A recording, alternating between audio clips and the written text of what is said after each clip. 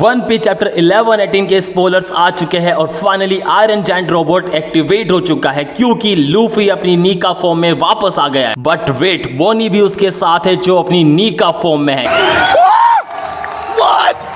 यानी 2 निकास इन 1 चैप्टर, जिससे 5 एल्डर एक पावरफुल प्रेजेंस सेंस करते हैं और शॉक हो जाते हैं। और वेगापंक की ब्रॉडकास्ट कुछ सेकंड के लिए ऑनलाइन आती है और वो किसी का नाम लेने वाला है, पर उससे पहले जायंट रोबोट निका की प्रेजेंस फील करता है और कहता है ही इज हियर। चैप्टर वहीं से स्टार्ट होता है जहां लास्ट वाला एंड हुआ था। हम देख सकते हैं कि एशियन जायंट रोबोट वर्क्यूरी के अटैक के बाद समुद्र में डूबता हुआ दिख रहा है। डूबते हुए Asian giant robot Joy boy के बारे में सोचता है और कहता है कि तुम कहां हो जॉय बॉय, मुझे लगा कि तुम कुछ सेकंड के लिए यहां पर हो। वेल, हमें लगा था कि वेगापंक की ब्रॉडकास्ट खत्म हो चुकी है, लेकिन हम वेगापंक के मैसेज को थोड़ा और सुन सकते हैं। वेगापंक कहता है कि द मैन इज। फिर हम वेगापंक के मैसेज में इंटरप्शंस के लिए दुनिया भर में कुछ लोगों की रिएक्शन देखते हैं। फिर सीन आता है अरबस्ता का, जहां हम ओहोजा और टोटो को कुछ सिटीजन के साथ देखते हैं। अरबस्ता के सिटीजन वेगापंक की ब्रॉडकास्ट के बारे में बात करते हैं। वो यहाँ पर कुछ सिंस के बारे में बात कर रहे हैं। उनका कहना है कि वर्ल्ड गवर्नमेंट ने उसे मिटा दिया हो या फिर स्ट्रॉ हैट लूफी ने वेगापंक को हॉस्टेज बना रखा है, तो जाहिर है कि पायरेट ही दोषी होंगे। फिर सीन आता है विस्की पीक का, जहां पर मिस्टर 9 और मिस मेडे अपने बेटों के साथ और कुछ सिटीजन्स के साथ वेगापंक की ब्रॉडकास्ट देख रहे हैं। विस्की पीक के सिटीजन्स आपस में बात कर रहे हैं कि चाहे वेगापंक ने कोई सा भी सिंस किया हो, लेकिन मैं इमेजिन नहीं कर सकता कि भाई वर्ल्ड गवर्नमेंट एक जीनियस को खत्म करने की कोशिश कर रही है। फिर हम डेसरोसा में रेबेका और लियो को लूफी के बारे में बात करते हुए देखते हैं, जहां लियो कहता है कि क्या ये लूफी लैंड है, और फिर रेबेका रिप्लाई देती है कि ऑफ कोर्स नॉट। फिर हम एगहेड आइलैंड पर वापस आते हैं, जहां याक ने 5 एल्डर को बताया कि अभी भी 2 वेगापंक बचे हुए हैं, लिलिथ और एटलस। यार्क उन्हें यह भी कहती है कि स्टेला की मौत के बाद भी पंक रिकॉर्ड की ग्रोथ जारी रहेगी। फिर 5 एल्डर डिसाइड करते हैं कि उनका अगला टारगेट यार्क को छोड़कर बचे हुए वेगापंक्स को खत्म करना है। फिर लूफी, डोरी और बोर्गी किनारे पर पहुंचते हैं और एल्बफ शिप पर चढ़ जाते हैं और फाइनली बोनी, सांजी और फ्रैंकी को ज्वाइन करते हैं। फिर मरीन कहती है कि जायंट काफी स्ट्रॉन्ग है, लेकिन हम उन्हें भागने नहीं दे सकते क्योंकि हम उन्हें रोकने के लिए मरीन हेडक्वार्टर से कई सारी बैटलशिप लेकर आए हैं। फिर बोनी वाइस एडमिरल ब्लू ग्रास और डोल को छोटी लड़की में बदल देती है और उस सी विज वेपन को भी जिस पर ब्लू ग्रास बैठा हुआ था। उसके बाद फाइनली एल्बफ शिप रवाना हो जाती है। तभी डोल बोनी को कहती है कि कर्स यू बोनी। फिर ब्लू ग्रास कहता है कि 7 को अपनी प्रेजेंट हेल्पलेसनेस पर शर्म आती है, क्या बेतु की एबिलिटी है ये। फिर बोनी मरीन को चिढ़ाते हुए कहती है कि क्या ये तुम्हारे लिए कोई बड़ी प्रॉब्लम नहीं होगी अगर मैं भाग गई तो। फिर हम लूफी को देखते हैं जो ओइमो और काशी से मिलता है, जो पिछले चैप्टर में लगभग डोल के अटैक से भाई मरी चुके थे। फिर सांजी नामी से कांटेक्ट करता है और उसे बताता है कि वो सक्सेसफुली रवाना हो चुके हैं, और फिर नामी भी सांजी को बताती है कि वो भी रवाना हो चुके हैं। दैट मींस कि एगहेड आर्क अब अपने लास्ट फेज पर है और वो जल्दी ही खत्म होने वाला है। इस चैप्टर में जोरो, जिनबे और न्यूज़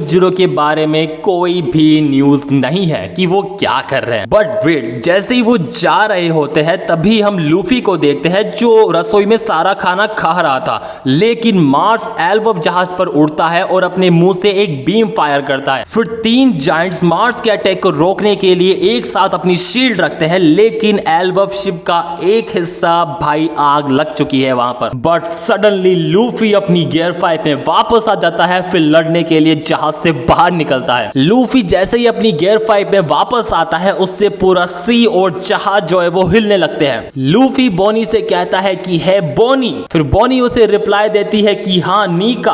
फिर लूफी कहता है कि चलो साथ चलता है, तुम इन लोगों को पंच मारना चाहती थी ना। पर बोनी कहती है कि ये इम्पॉसिबल है, मैं ऐसा नहीं कर सकती। फिर लूफी कहता है कि मुझे तुम्हारी पावर समझ में नहीं आती, लेकिन मुझे लगता है कि तुम ऐसा कर सकती हो। फिर बोनी को याद आता है जब वो पहली बार एगहेड में लूफी से मिली थी और कैसे लूफी ने उससे कहा था कि जब वो फ्री होता है तो वो नीका जैसा लगता है। फिर बोनी कुमा के फ्लैशबैक के बारे में सोचती है जब उसने ग्रीनी की कब्र के सामने वादा किया था कि वो बोनी को फिर से जिंदा करेगा, और अपने तोशी नोमी डेविल फ्रूट पावर का यूज करके नीका में बदल जाती है। फिर Bonney distortion future, my freest future का यूज करती है। डिस्टोर्शन फ्यूचर एक ऐसा फ्यूचर होता है जहां वो सबसे ज्यादा फ्री होती है। फिर लूफी जोर जोर से हंसता है और बोनी को कहता है कि ग्रेट। बोनी कहती है कि मैंने कर दिखाया। चैप्टर के एपिक लास्ट डबल पेज में हम जायंट बॉनी को देखते हैं जो अपनी नीका फॉर्म में है, जैसा हमने लूफी को वन पीस वॉल्यूम 106 में देखा था। और लूफी भी जायंट में बदल चुका है। लूफी हंस रहा है जैसे हमने पहली बार ओनिगाशिमा में गियर 5 में देखा था, बिल्कुल सेम। बॉनी का ट्रांसफॉर्मेशन बिल्कुल लूफी जैसा है। उसकी गर्दन के चारों ओर तैरते हुए व्हाइट क्लाउड, सफेद और घुंघराले बाल, सफेद कपड़े और लूफी जैसी उसकी आंखें। मरीन्स और 5 एल्डर इसे देखकर शॉक हो जाते हैं और जायंट भी लाइक